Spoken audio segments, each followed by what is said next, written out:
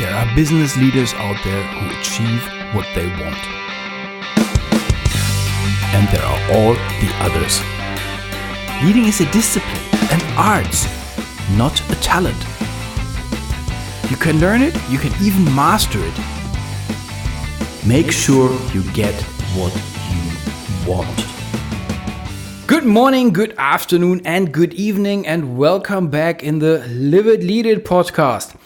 Just before we start with the program, if you like this podcast, then you've already subscribed it, I think, then jump over to Apple Podcast and give this podcast a stars rating, 5 stars rating. Everything else doesn't really count, so hop over and give it 5 stars rating. And if you like, pop me over an email, Olaf at liveitleadit.com, what you think about this program so far. We are just quite new on the market, and what's missing, and what's your thoughts on this? So let's go into this one. And Musab, you have a question for us. Well, not a question from me per se. One of our listeners, Nicole, who's based in Germany, sent an email. She has a conflict. Her company decided to let her and her team go and move their base over to Spain. They offered her a position there, but she's not sure what she should do. She's never been, to Spain before. So what do you think she should do? Dear Nicole, you have received the link to this podcast episode quite after the reception of this, or after we received this email. So this is not used to you. So thoughts on this. So I can talk about the real stuff now. So what we're talking about? We're talking about a company that had this department. They decided to close this department, throw all the people out, Nicole included. Build everything up new in Spain, and then offer Nicole this position in Spain, knowing that she has never been in Spain before and that she doesn't speak Spanish. This is quite an asshole move. Why am I saying knowing? Well, if I'm your manager, then I know what languages you speak. I know where you've been before. I know what your options are. So if you are this person, and I know Musab, hates, pick a random country. I don't know, Romania. Let's not go on names, but that was just an example. And the only thing that I have in mind is, guess what? Oh, I throw you out, I fire your whole department, and I have an awesome job for you in Romania. I know you hate it and you don't speak their language, but this, or you don't need to stay with us. Yeah. So screw you. Yeah. So, and this is what I hear so often. We could talk lengthy about, did she see it coming? She said she didn't, which then I would say, if she seriously didn't, I think the company this is even worse. Yeah. I can imagine, and I have no evidence for what I'm talking now. I can imagine that there were signs, and she didn't want to see it. Yeah. So as we all like to do the same things, and we all feel safe and secure, so we don't really see stuff coming. There is a reason why we have some forced insurances, because people, if you wait for them to insure themselves, well, ain't gonna happen. Yeah. So I don't care. So if did she misinterpret or ignore the signs, or there were no signs, whatever. That's not really the point for this one. But the point is that she has been fired. So not only her team has been fired, but what she wrote us is, she reframed it, I have given an opportunity in Spain. We double-checked. The opportunity in Spain was the opportunity in Spain or nothing. Yeah. So she got fired. Well, okay. We see this, as I said, we see this more and more often. We see this especially in bigger companies who don't give a fart about the people who work there. And we see this exactly in that way. Let's see what are their, what's the word, not probation period, the one that you can quit people? Yeah, it's a probationary period. It's So the grace period to fire the people, and then we use the last day. We bring them all together and say, by the way, we have no idea how to work without you, but we give this a try from next Monday on. By the way, pack your stuff now. The security is escorting you out. We have already locked your accounts. Wow. So I have done this by myself in my last company. When we have been given orders from above, here is this person and this team. We will fire them. We need to make sure that 11:05 you block all of their accounts now, including the smartphones. And we're like, 11:05. Yes, it must be in time. And then my boss came and said, dude, you need to make sure that we don't mess this up. This is important. So 12 accounts. Wow. Make a guess. So why am I see a disconnect. Very, very often I see a disconnect, especially with people who are, let's say, older than 30. They have some loyalty to their companies as they equals to me, us. We have learned this from our parents. I know that my very, very first job, just before the study, I made an apprenticeship in a very small company. And the first reaction from my dad was, ooh, that's not a good choice. And I'm like, oh, why is this not a good choice? This company, this is so small. Do you seriously think they survive until you retire? The assumption was that I just go there in apprenticeship and then I retire there 50 years later. And that thought scared me. But this was how our parents worked.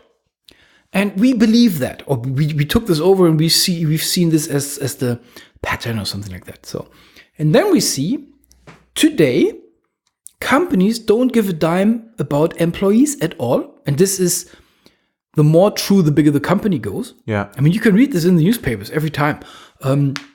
Two big banks go together and they reduce their cost base.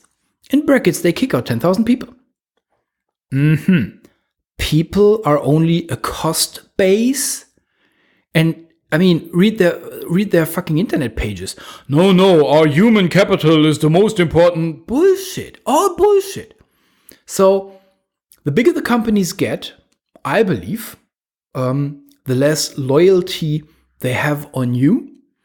And they have no loyalty on you when they are public listed companies, when they're on stocks. Yeah. Because the stock, and seriously, I'm not a communist, even if this sounds like I'm a true believer in capitalism.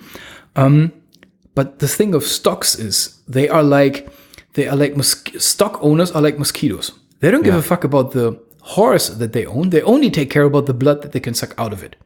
So a company that is owned by anonymous bunch of stockholders is owned by enemies of the company.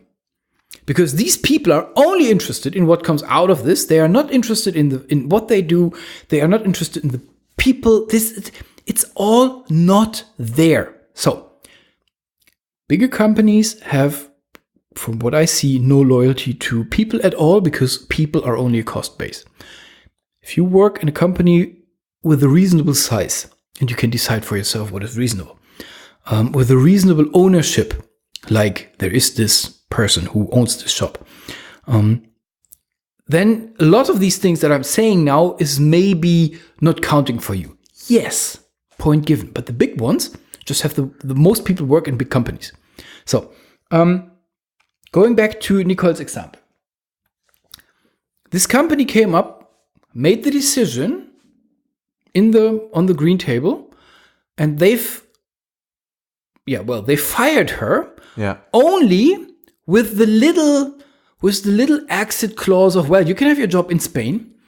And now that I'm thinking about it, I'm not even sure if this would be a job for the same conditions like in Germany, or if this would be a job like a team lead in Spain. Yeah. So we Nicole, I told you, screw them. Go on sick leave now, do interviews like hell, go for a new company, play the I don't want to go part, use the union, use workers' council, maybe even sue them, whatever. They peed in your pool, now is your time for revenge. This is what I'm saying. So, I mean, what would you say, like, just to play the devil's advocate here? Yeah, go for it. some people would see that as maybe a positive thing, like, well, they let my team go, but they gave me an opportunity to go abroad. It's a new culture, a different lifestyle. I'd have a base there in terms of the company would help me. So I know it's a hard ultimatum. You may have to leave your family and friends behind, but it also opens up an avenue towards furthering yourself. And we've spoken before about, challenging yourself, being the best version of yourself. So what would you say to that?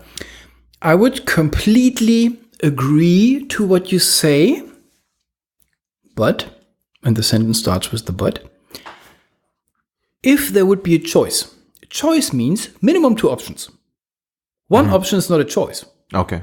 Yeah, it's an ultimatum. Eat or die is not really a choice. Yeah. So I'm completely with you, and I would be the first person to cheer her up for go to Spain. And I mean Spain. Come Spain, on. We're not talking about, I don't know, north of Norway or something.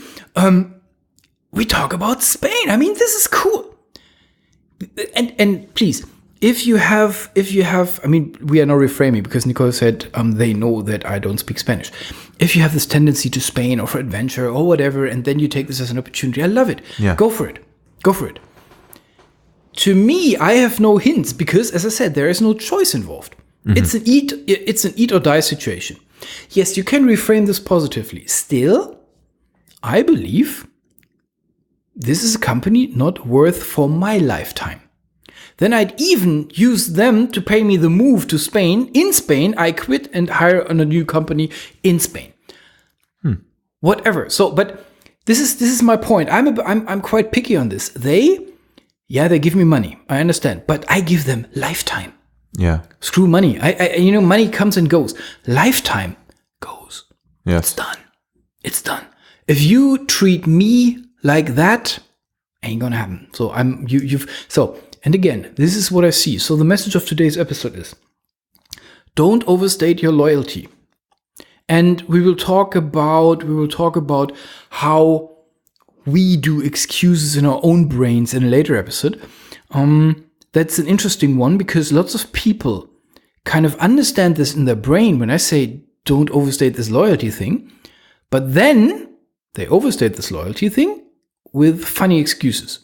So my company will die, my people, the trap that I see lots of good leaders fall into. A good leader is someone with empathy. And they feel seriously responsible for their people, they don't call them teams, they call them usually family, or at least they call these people members. When I then go there and tell them, guess what, you just got to run, fast. Can't you see the newspaper? Then they see and they know all of that. And then they even have more terrible, even worse stories from the inside. Yeah. And they say, no, I cannot leave my tribe behind. And this is what I'm saying. I love this attitude. But sorry to say, most of the companies are not worth that attitude. Yes. Keep in mind, your people are there voluntarily. You cried tears last time this one person quit the job and you didn't see it coming. So they go as well. They can vote. They have their own income. They have their own families. No, they are not dreaming of you. So I understand this attitude. I love it. I believe this is the foundation of good leadership. Empathy is the foundation of good leadership. If you hate people, you will never become a good leader. This is the only thing where I say this is the part that I don't know if you can learn empathy. I don't know. But throw this away. Throw it away. Yeah. It is still only the second family. This is not your born family. This is not the person you love. I hope it's not.